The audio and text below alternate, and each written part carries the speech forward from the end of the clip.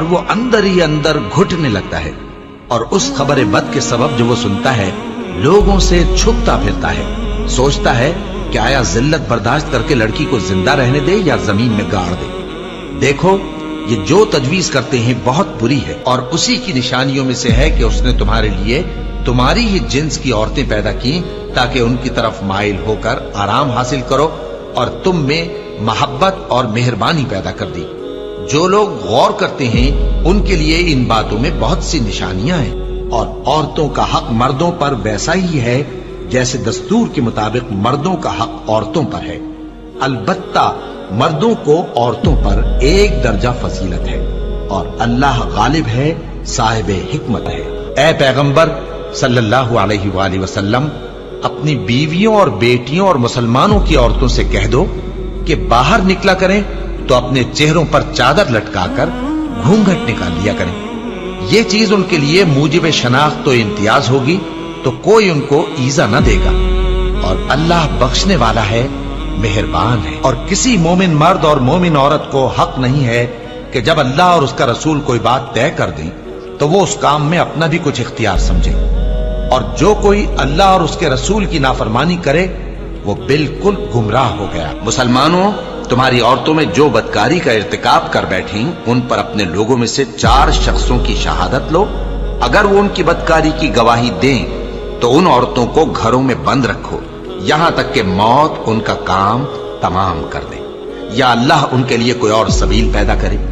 और जो 2 मर्द तुम में से बदकारी करें तो उनको ईजा दो, फिर अगर वो तौबा कर लें और नेकुकार हो जाएं तो उनका पीछा छोड़ दो।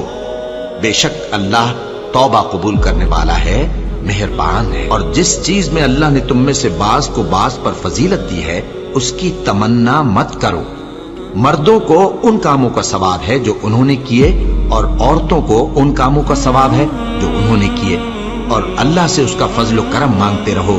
कुछ शक नहीं कि अल्लाह हर चीज से वाकिफ है। मर्द औरतों पर हाकिम है, इसलिए कि अल्लाह ने बाज को बाज से अफजल बनाया है, और इसलिए भी कि मर्द अपना माल खर्च करते हैं। तो जो नेक बीबियां हैं वो फर्माबरदार होती हैं, और उनके पीठ पीछे अल्लाह की हिफाजत में माल व आबरू की खबरदारी करती हैं।